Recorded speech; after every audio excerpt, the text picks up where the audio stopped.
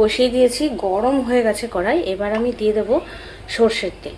কড়াইয়ের মধ্যে প্রথমে বেশ কিছুটা পরিমাণে সর্ষের তেল দেব। তো দেখো সর্ষের তেলটাও দেওয়ার সাথে সাথেই গরম হয়ে যাচ্ছে। আর এই রান্নাটা কিন্তু একদম সম্পূর্ণ নিরামিষ, খুবই ভালো লাগে খেতে এই গরমে। দেখো প্রথমে আমি উচ্ছেটা দিয়ে দেবো, উচ্ছেটা ভেজে আমি তুলে দেবো।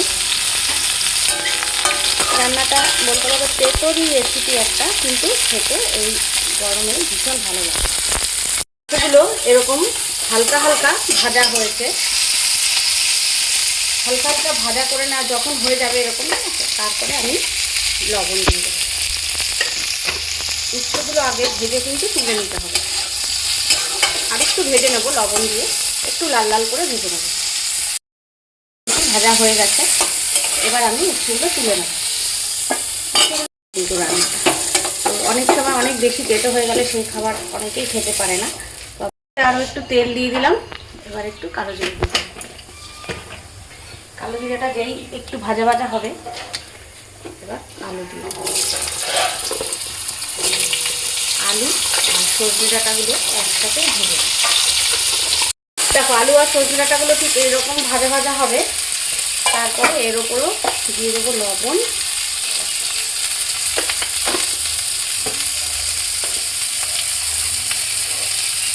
আর দিয়ে দেবো হলুদ।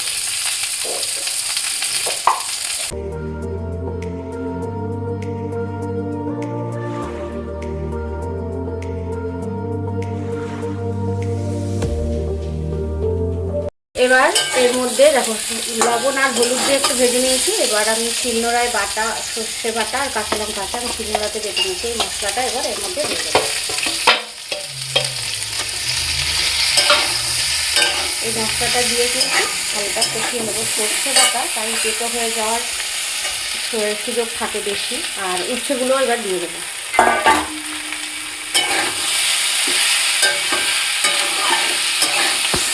সর্ষে বাটা দিয়ে আমি হালকা একটু জল দিয়ে দিয়েছিলাম, আর কষানো হয়ে গেছে। সর্ষে বাটা সর্ষে যে গন্ধটাও চলে গেছে হালকা। এবার আমি একটু জল দিয়ে দেবো। মশলার সাথে যে জলটা ছিল সেই জলটা প্রথমে দিয়ে দিলাম, তারপরে আরও একটু পরিষ্কার জল দিয়ে দেবো। আলুটা সিদ্ধ হতে হবে এবং ডাঁটাটাও কিন্তু সেদ্ধ হতে হবে। ঠিক আছে, এবার এই রান্নাটা উচ্ছে দিয়ে সজনে ডাঁটা এবং আলু আর তার মধ্যে সর্ষে বাটা দিয়েছি। তারপর এরকম শুকনো শুকনো একটু মাখা মাখা হবে। এবার আমি রান্নাটা নামিয়ে নেব।